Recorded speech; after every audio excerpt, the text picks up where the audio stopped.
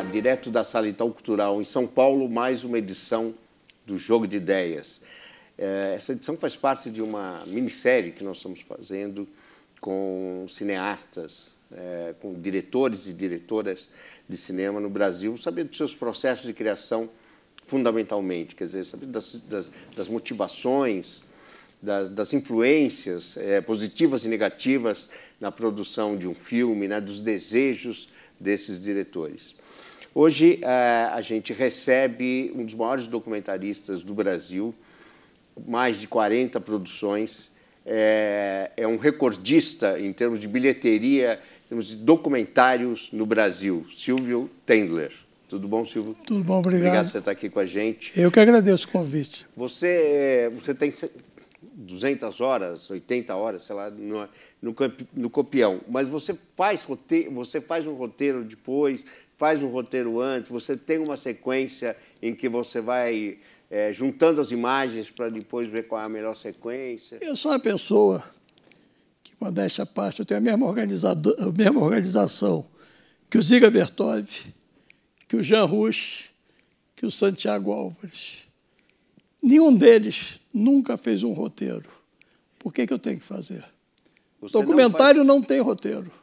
O documentário, ele nasce na moviola. Como é que eu vou fazer um roteiro de um filme que eu desconheço as imagens? De um filme que eu tenho que sair garimpando por aí, pegando que nem alguém que faz um álbum de figurinhas, cola figurinhas e acha. E eu vou achando as ideias, garimpando as ideias, não só através das imagens que eu vou descobrindo, como das entrevistas que eu faço. Então, eu entrevisto... Mesmo quando você faz um filme em que você filmou boa parte dele, fez boa parte dos depoimentos, como o do Não, quando eu filmei boa parte dele, eu sei o que eu quero filmar. Mas eu sempre filmo muito mais. Não, eu nunca fiz um roteiro, não sei fazer. Vivo tomando pau nos concursos, porque... tem que ter um roteiro. Os caras que julgam dizem que... Os caras que julgam querem julgar os roteiros de documentário com os mesmos critérios que se julga a ficção. A ficção, se você não tiver um roteiro, seu filme vai naufragar. Porque na ficção, eu digo o seguinte, que a ficção é uma viagem de um transatlântico, em que você tem 200 marinheiros a bordo, você tem oficiais, você tem maquinistas.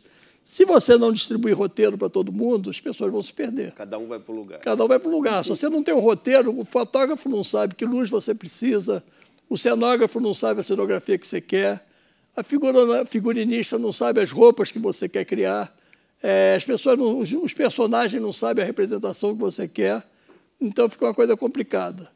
Agora, o documentarista é o navegador solitário, é o Amir Klink. É o cara que vai botar o barco no meio do oceano, ele sabe de onde ele está partindo e sabe onde ele quer chegar. Mas a rota ele vai construir no caminho. Se ele descobre que tem uma tempestade, ele vai desviar, ele vai voar para outro lugar. E eu acho que o documentário é isso. Eu não conheço dos grandes documentaristas nenhum que faça roteiro. Isso daí está documentado, basta você pegar O Homem e a Câmera do Ziga Vertov, que é o primeiro de todos, filme de 28, 29, em que ele abre dizendo: esse filme não pega nada emprestado da ficção, do teatro, não tem atores, esse filme não pega nada emprestado da literatura, não tem roteiro, quer dizer, ele explicita isso. O Jean Rouch tem textos sobre isso, ele não faz roteiro. Ele vai para a África, filma, volta para casa e monta. Entendeu? O Santiago Álvares fala: eu nunca fiz um roteiro. E eu aqui no Brasil tenho que fazer. Vamos ver um trecho agora do Tancredo, A Travessia. Deposto em 1945, Getúlio retorna pelo voto nos braços do povo em 1950. As trajetórias de Tancredo e Getúlio se encontram.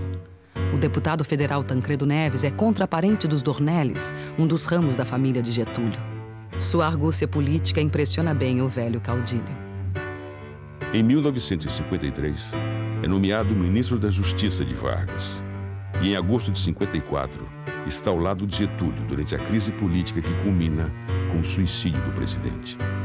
O presidente sofreu a soma das hostilidades, dos interesses que ele contrariou em nome do Brasil e em nome do povo brasileiro.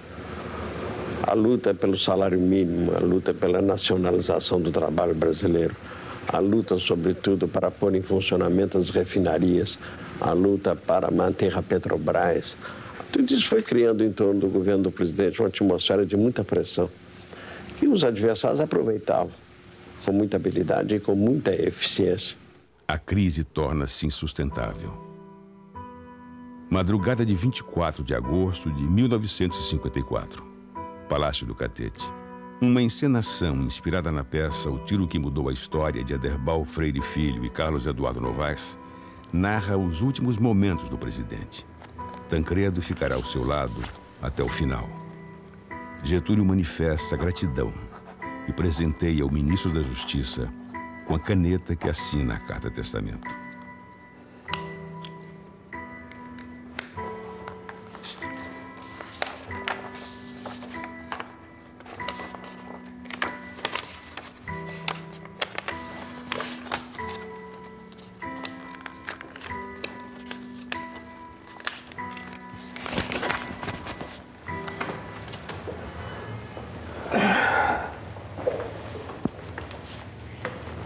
Fique com isto, em lembrança destes dias.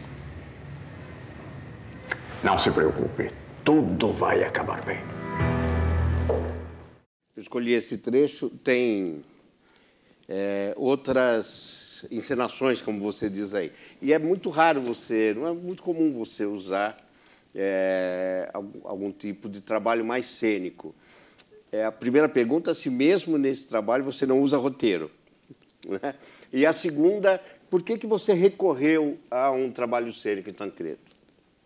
Bom, na verdade, quer dizer, eu tenho algumas experiências cênicas que, evidentemente, não é o documentário de arquivo. Ele não tem, e nem de entrevista. Né? Ele não tem, por exemplo, só para falar documentário de entrevista, fugir um pouco do arquivo, que a inexistência de roteiro. Eu filmei no Vietnã, eu não conhecia o Vietnã. Não dá para eu escrever um roteiro do que eu vou filmar no Vietnã, eu não sei o que eu vou encontrar. Né? E ainda por cima eu tive a sorte de entrevistar o general Giap. Então, e aí o roteiro foi a história que me deu. Nesse caso desse filme, eu tenho alguns exemplos em que eu usei encenação.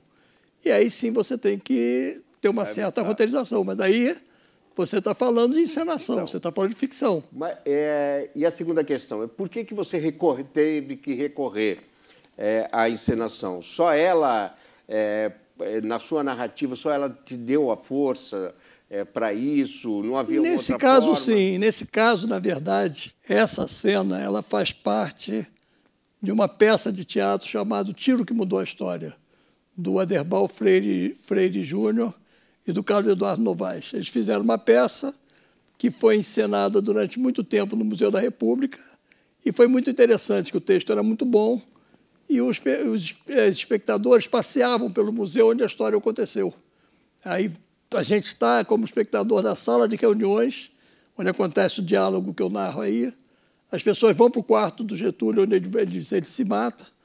Então, eu achei aquela peça muito interessante, quis usar, porque eu achei que ela tinha um caráter dramático que daria muito mais força ao entendimento da pressão que o Getúlio sofreu naqueles dias para renunciar e a força que ele teve para não se abater e, sobretudo, que é fundamental nessa história, e por isso eu usei esse trecho, que é a presença do Tancredo ao lado dele. Porque existe um preconceito muito grande em cima do Tancredo, como se ele fosse um mineiro, maneiro, matreiro, conciliador. E, na verdade, o Tancredo era um homem de ideias. O Tancredo foi muito leal ao Getúlio. Ainda que não pareça, quer dizer, que o Tancredo não tem o perfil político do trabalhista ou do getulista, ele era do Partido Social Democrático, mas ele foi leal, ele foi para o Palácio disposto a resistir até o último momento. Ele foi armado, ele estava com um revólver, disposto a ficar ao lado do presidente. Todos tinham ido embora já quando o Getúlio pediu um tempo para pensar, e o Tancredo estava no Palácio quando o Getúlio se suicidou. As primeiras pessoas a socorrerem o Getúlio foram a Alzira Vargas, a filha, e o Tancredo Neves. Então, eu tinha que falar disso. Aí eu achei que só a dramaturgia me salvaria nesse caso. Eu não tenho nenhum preconceito de poder trabalhar, usar o drama, a ficção, quando o documentário não dá conta. Presidente, é muito penoso informar a Vossa Excelência que a Marinha falta ao seu governo e à sua pessoa. Se Vossa Excelência der a ordem, aplacarei a insubordinação. Mas não quero ser responsável pelo sangue que vier a ser derramado. A responsabilidade será de Vossa Excelência. Eu tenho outros exemplos assim. Eu fiz, por exemplo, um filme sobre a revolta da vacina. Oswaldo Cruz, o médico do Brasil. Eu não tinha arquivos suficientes para narrar aquela história. Entendeu? Eu tinha 5, 6 imagens super desgastadas, umas caricaturas dos ratos, umas coisas poucas. Eu não tinha um quebra-quebra, não tinha nada. Então, eu optei a fazer uma encenação. E aí eu fiz com uma encenação, fiz como se fosse uma história em quadrinho com grandes atores. Eu misturei Marcos Palmeiras, Bete Goulart, Júlia Gant, botei o Marcelo Serrado, botei eles para representarem a história do Zósimo Bubu, fez uma participação especial, como o Prata Preto, que é o líder da revolta. E aí eu fiz uma encenação, tudo em chroma key, e depois um amigo desenhou o cenário e botou eles. E eu tenho um filme que é uma mistura de história em quadrinho com ficção para contar a história do Oswaldo Cruz. E tem um filme que eu fiz aqui para o Itaú, chamado Retrato Falado do Poeta, Castro Alves, Retrato Falado do Poeta, que originalmente era um curta-metragem, virou depois o Média, o Itaú divulgou o Média, e eu, por minha conta e risco, minha grana, meu pai tinha morrido, eu tinha dado algum dinheiro, peguei uma parte dessa herança e transformei no longa, porque sempre é coisa política, eu achei que o Brasil, naquele final dos anos 90, estava muito niilista, os jovens muito desacreditados em política, em nada, e eu achava que o Castro Alves era um bom exemplo de um poeta que morreu aos 24 anos, que deixou uma obra extensíssima, maravilhosa, e que era um poeta republicano, abolicionista e socialista. As pessoas na época ou eram republicanas ou abolicionistas, né? E o Castro Alves, um jovem poeta, herdeiro até de uma família de traficantes de escravos, ele vai ser republicano, abolicionista e socialista. Ele cita o Henrique Heine, que era o grande amigo do Marx em Paris, ele traduz Victor Hugo, né? Então, eu queria contar essa história para a garotada e fiz esse filme. E aí eu também tinha 3 fotos do Castro Alves, né? As 2 clássicas, uma da irmã, de uma das namoradas dele. E aí eu fiz ficcionando. Mas é um documentário para você? Para mim, ele não é um docudrama. Porque o docudrama implica, por exemplo, em diálogos, em uma certa dramaturgia. O Getúlio, por exemplo, você poderia dizer que é um docudrama, porque ele tem os personagens, têm fala. O Castro Alves, o filme é todo narrado na primeira pessoa, é o próprio poeta que narra, só tem como a voz do próprio locutor, é o Bruno Garcia, que faz o Castro Alves, ele narra na primeira pessoa, e tem uma fala da Eugênia Câmara, que é a Tereza Freire. O resto não tem diálogo, não tem drama, não tem nada. É tudo como se fosse uma imagem de um documentário. Se não é documentário, docudrama também não é. Se vira para definir você.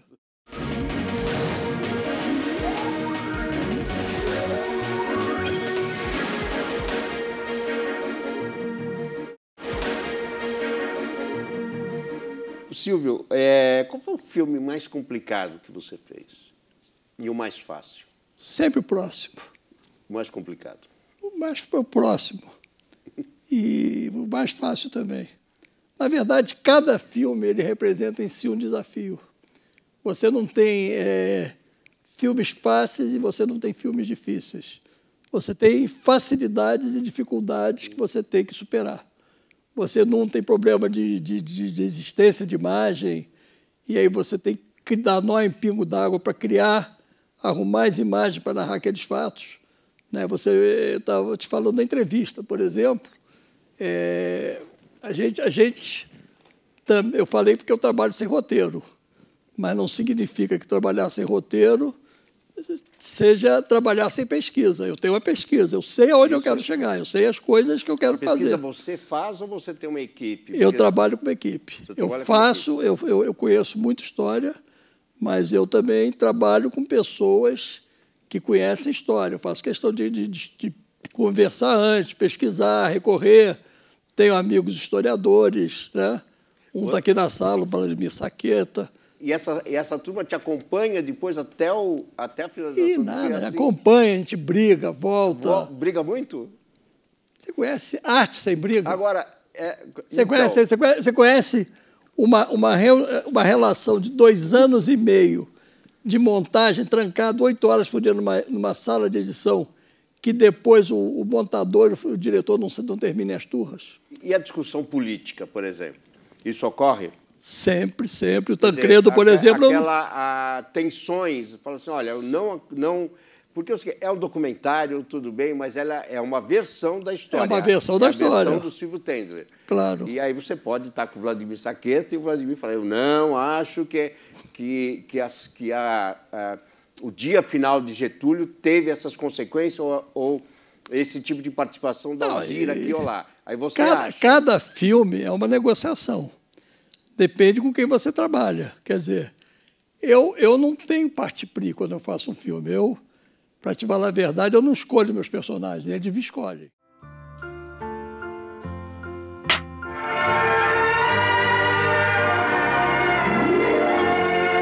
Meus conterrâneos, compareço ante vós consciente de minhas responsabilidades como candidato ao governo de Minas. Tenho princípios a defender e um programa a executar. Tancredo é candidato a governador de Minas pelo PSD e apoia o Marechal Lott, um militar nacionalista lançado pelas esquerdas, pelo PTB e PSD. Quando eu faço um filme, eu contrato as pessoas de confiança. Se você me disser que o JK é um mau caráter, se você me provar que ele é um mau caráter, eu vou para lá. Agora, você tem que me provar, eu acredito na pesquisa, mas eu quero dados. Graças a Deus, eu nunca fui traído por nenhum personagem meu. Eu nunca peguei nenhum personagem que, no meio do filme, eu descobri que o cara era mau caráter. Eu sempre tive a história, sempre me deu belos personagens. Todo mundo diz que esse cara é muito político. Esse cara, eu ia e gostava do que o cara estava falando ou estava fazendo. Então, eu não tenho esse problema agora. É claro que tem divergências, é claro que você tem razão quando você diz esse JK e esse Jango são a versão do Silvio. Quando as pessoas me jogavam isso na cara, o Jango me disseram que era muito parcial. Aí o Sérgio Augusto, crítico do cinema, foi genial. Ele falou, imparcial, só a câmera desligada. Você ligou a câmera, você tomou ponto de vista. Claro. Aliás, é para isso que existe. Esse é meu ponto de vista. Agora, se você não concorda, faça o teu. Faz um diferente do meu, faz um melhor com as coisas que eu não abordei. Até hoje você tem a polêmica se o Jango deveria ter resistido ou não. Eu acho que o Jango agiu corretamente e não resistir. Evitou um derramamento de sangue, mas até hoje se discute isso no Brasil. Então, quem é a favor do derramamento de sangue... E se você fizer um sobre Brizola, vai ter a discussão se estava correto reagir, né? Eu hoje tenho testemunhas que dizem que o Brizola, no final da vida, disse que o Jango tinha razão. Eu hoje tenho testemunhas fortes que, no final da vida, o Brizola disse o Jango tinha razão de não existir. E no meu próprio filme ele fala, bom, depois que se soube da questão dos americanos, né? Na verdade, eu estou fazendo 2 filmes agora que são muito interessantes porque são complementos desses. São os advogados contra a ditadura e os militares pela democracia. Eu estou ouvindo os militares que foram caçados pelas Forças Armadas por defenderem a democracia, o governo constitucional. E claro que essa questão entra. Que não foi um número pequeno, né? Mais de 5 mil. Mais de 5 mil. As pessoas pouco sabem disso. Mais de 5 mil. Não, e hoje muitos dos que, na época, diziam, se tivesse meu pedido, eu bombardeava, o cara hoje já me disse, não, eu acho que foi certo, foi correto, teria sido um banho de sangue. Porque os Estados Unidos estavam aí na porta. Estava na porta com a Operação Brother Sun, que o filme mostra. O que se descobre na Operação Brother Sun é que ela, em conjunto, era uma coisa muito maior. Quer dizer, ela, de verdade, incluía os 4 petroleiros. Os 4 petroleiros vinham abastecidos para garantir o suprimento de combustível da Revolução, se o movimento tivesse que durar, encontrasse muito resistência e tivesse se prolongado por mais de um mês. Havia 136 mil barris de gasolina comum, querosene para aviação, havia tudo isso. Também houve a movimentação de navios de guerra, que eram, se não me engano, 6 destroyers. Um porta-aviões foi mandado para a costa brasileira, navio especializado em transporte de helicópteros, 24 aviões de combate e transporte. Houve um embarque muito grande de munição, que não chegou sequer a ser trazido para o Brasil, mas foi embarcado nos Estados Unidos. Esses navios, de vários pontos do Atlântico, começam a convergir para a costa brasileira. Pouco antes da madrugada do dia 2 de abril, toda a operação é desmobilizada quando chega o aviso de que os militares já tinham tomado o poder. Essa era a Operação Brother Sun. Em relação ao Tancredo, quer dizer, eu tenho que fazer uma ressalva na medida em que o Tancredo, na verdade, foi um convite muito honroso que eu recebi da produtora do Roberto Dávila. O Roberto Dávila é o produtor do filme. O jornalista Roberto Dávila. O jornalista Roberto Dávila. Ele conseguiu os recursos, ele conseguiu alavancar a produção, me convidou para dirigir, eu aceitei, e eu trabalhei com outras pessoas, não trabalhei sozinho. Então, eu trabalhei, por exemplo, com o Zé Augusto Ribeiro, que é um belíssimo historiador, foi assessor de imprensa do Tancredo, viveu toda aquela época da eleição do Tancredo, a viagem que ele fez no exterior. Depois, por alguma razão que ele nunca me falou qual é, desistiu, não quis ser o porta-voz do Tancredo, e entrou o Antônio Brito. Eu já dei 1000 prensas nele, mas nunca me quis me falar por quê. Nunca te falou? Não. Mas ele trabalhou no filme, e claro que as ideias dele são levadas em consideração, as ponderações do Roberto também são levadas em consideração. Então, eu também sei dos meus limites de não ter trabalhado sozinho nesse filme. O que é verdade é que vai por todo o país um clamor nacional pelas chamadas reformas de base. E sem que alteremos alguns dos dispositivos de nossa Constituição, essas reformas dificilmente alcançarão os objetivos a que elas se destinam. Me diga uma coisa, o que é história para você? Por que a história? Por que a história? Porque tem gente que é apaixonado por psicanálise, tem gente que é apaixonado por filosofia. Eu sou apaixonado por história e poesia. São as coisas que eu gosto. E gosto muito disso em cinema. Então, eu juntei as coisas. Quer dizer, na verdade, eu me graduei para fazer o que eu faço. Né? Eu, por tradição de família, eu estava escalado para ser advogado. Eu sou de uma família de classe média judaica, né? E você tem que ter um médico, você tem que ter um engenheiro, você tem que ter um advogado e tal. Eu era advogado, até porque eu era ruim em matemática para burro. Engenheiro jamais. Então, seria o advogado. Eu entrei na faculdade já em plena vigência do AI-5. Você fez história? Não, eu comecei a fazer direito. Ah, você chegou a fazer? Comecei a estudar direito para atender papai. E aí, mas eu já pensava em cinema. Isso aí eu estou falando de 69. Desde 66, eu transito pelo cinema via cineclubismo. E aí eu comecei a ver uns panfletos, ver uns filmes dos documentários na Cinemateca do MAN, descobri uns textos lá sobre os Jorge Ives, gostei. Comecei a ler os livros do Nelson Werneck Sodré, falei, tem muita coisa na história do Brasil que a gente não conhece, que era legal trabalhar. E aí eu, já em 68, mais ou menos, eu estava afinado nesse caminho de fazer cinema, documentário e trabalhar a questão da história. Eu fui, acho que o único cineasta a ter entrevistado o Almirante Negro, João Cândido Felisberto, que, infelizmente, eu tive um processo, esse material se perdeu, a pessoa que ficou de guardar queimou. A entrevista com o João Cândido? Foi queimada. Foi queimada. É uma tristeza, é uma dor, mas é real. Mas eu entrevistei o João Cândido Felisberto quando eu tinha 19 anos de idade. E fazer curso de história, eu voltei para o Brasil para fazer isso. Então, o que eu faço é o que eu queria fazer. Talvez só um filósofo ou um psicanalista explica por que eu quero fazer história. Eu gosto de história. Então tá, Silvio, obrigado por você participar dessa edição do Jogo de Ideias. Foi uma maravilha. Eu te agradeço. Foi uma história. Foi uma possibilidade. Foi muito, eu que te agradeço. Uma aula de agradeço. cinema e de história. Muito obrigado. Muito obrigado. O Jogo de Ideias fica por aqui. Até mais. Inclino-me mais a unir do que a dividir. Prefiro pacificar a acirrar ódios. Prefiro harmonizar a estimular ressentimentos.